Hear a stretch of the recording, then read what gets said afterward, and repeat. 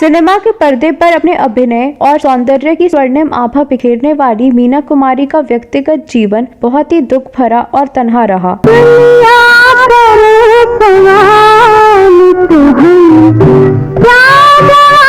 फिल्मों में चकाचौंध से भरा जीवन जीते हुए नजर आने वाली मीना कुमारी की जिंदगी के आखिरी दिन एक डरावने सपने की तरह थे, जहां ना प्यार था न कोई रिश्तेदार।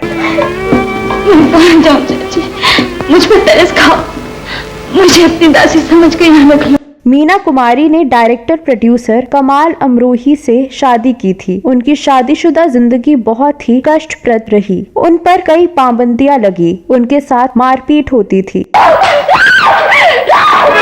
प्रसिद्ध अदाकारा नरगिस मीना कुमारी की दुख भरी जिंदगी से इतनी परेशान थी कि उनकी मौत पर लिखा था, मीना तुम्हें मौत मुबारक हो, अब दोबारा इस दुनिया में कदम मत रखना।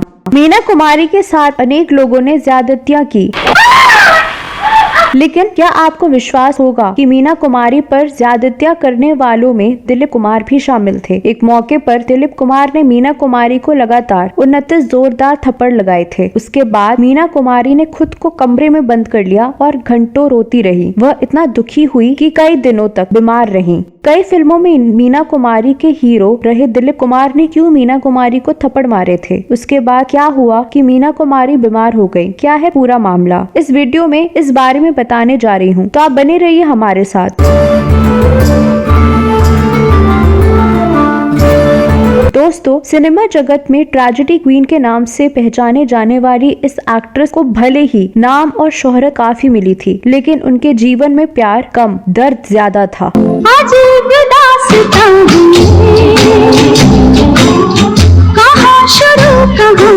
मीना जिंदगी भर सच्चे प्यार के लिए तरसती रही। साहिब बीबी और गुलाम, पाकिजा, मेरे अपने, बैजू बावरा, दिल अपना और प्रीत पराई जैसी कई हिट फिल्मों की नायिका मीना कुमारी ने डायरेक्टर प्रोड्यूसर कमाल अमरोही से शादी की थी। लेकिन कुछ समय के बाद दोनों के रिश्तों में दरार आनी शुरू हो गई और ये दरार इतनी बड़ी कि एक रोज खुद कमाल ने मीना को 3 तलाक दे दिया। मीना कुमारी को जब पति का प्यार नहीं मिला, इसके बाद वो धर्मेंद्र के करीब आने लगी। उस दौरान दोनों ही शादीशुदा थे, लेकिन मीना धर्मेंद्र को काफी प्यार करने लगी थी। लेकिन यहाँ पर भी उन्हें धोखा ही मिला, क्योंकि कहा जाता है कि धर्मेंद्र मीना कुमारी से प्यार नहीं करते थे, बल्कि उन्होंने मीना का इस्तेमाल फिल्म इंडस्ट्री में अपने कदम जमाने के लिए किया था। जब मीना कुमारी को हर जगह से बेवफाई मिली तो इस बात को वह सह नहीं पाई और अपनी निराश जिंदगी में उन्होंने शराब का सहारा लेना सही समझा। दर्द को झेलते झेलते वह शराब के आगोश में चली गईं और 31 मार्च 1972 को उन्होंने दुनिया को अलविदा कह दिया। मीना कुमारी पर केवल पति ने ही ज्यादती नहीं किया। इस दौर के एक कामयाब निर्माता निर्देशक ने मीना कुमारी के साथ गलत हरकत की थी। जब मीना कुमारी ने उस प्रोड्यूसर डायरेक्टर की गलत हरकतों का विरोध किया तो उस निर्माता निर्देशक ने इस बात की गांठ बांध दी। इसके बाद एक दूसरी फिल्म में बेहद क्रूर तरीके से इसका बदला लेने के लिए षड्यंत्र रचा गया। फिल्म में जानबूझकर एक गैर जरूरी सीन क्रिएट किया गया, जिसमें हीरो मीना को जोरदार थप्पड़ मारता है। पहले ही थप्पड़ में मीना अपने गाल पर हाथ रखकर वहीं बैठ गई और उनकी आंखों के आगे अंधेरा छा गया। लेकिन डायरेक्टर ने कहा कि सीन रियल लगे, इसलिए ऐसा करना जरूरी था।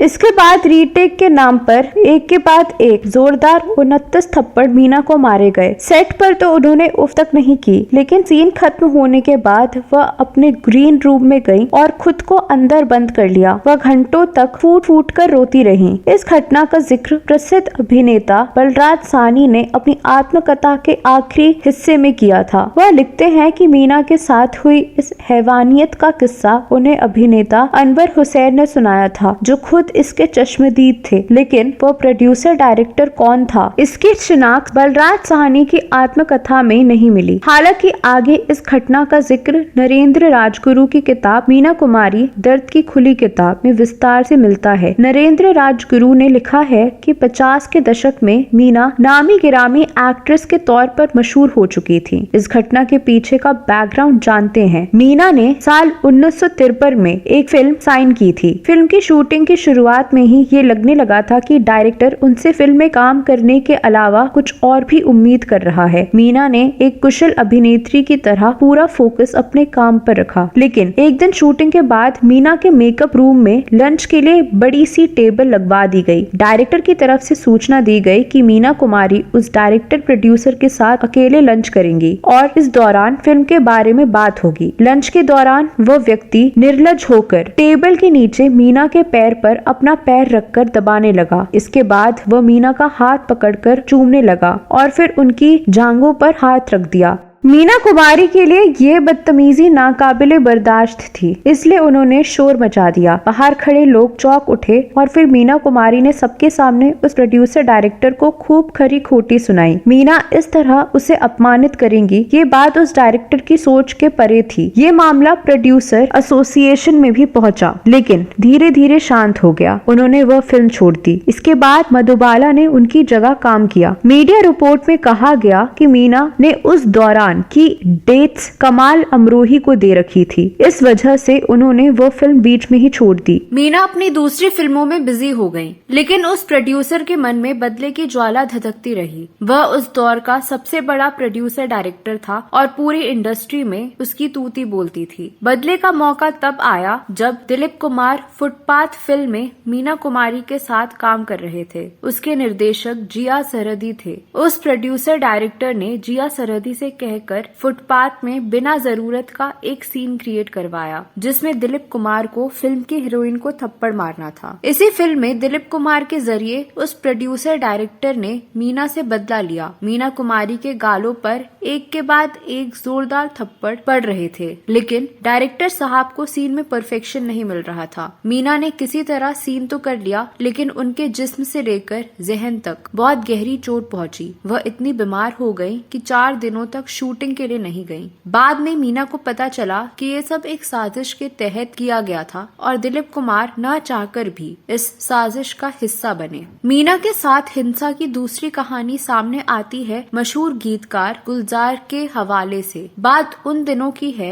जब मीना पर उनके पति कमाल अमरोही ने ये पाबंदी लगा दी थी कि वह अकेले किसी गैर मर्द से नहीं मिल सकती। यहाँ तक कि उन्हें शूटिंग के बाद सीधे घर आने की हिदायत थी। मीना कुमारी इन पाबंदियों का पालन करे, इसके लिए कमाल अमरोही ने अपने असिस्टेंट बकर अली को निर्देशित किया था। बकर अली मीना कुमारी की हर एक्टिविटी पर नजर रखने लगे और रोक टोक भी करने लगे। एक दिन हुआ यूं कि गुलजार मीना से मिलने के लिए उनकी फिल्म के सेट पर मेकअप रूम में पहुंचे। इसकी खबर जैसे ही कमाल अमरोही के असिस्टेंट बकर अली को मिली तो वह भी मौके पर पहुंचे और गुलजार के सामने ही उन्होंने सरेआम मीना को जोरदार थप्पड़ जड़ दिया। ये बात मीना को अंदर तक घर कर गई कि मेरे पति के असिस्टेंट को ये अधिकार किसने दिया कि वो मुझे थप्पड़ मार दे। उन्होंने इसकी शिकायत कमाल अमरोही से की, लेकिन उन्होंने कोई जवाब नहीं दिया। इसके बाद मीना और कमाल अमरोही के रिश्तों में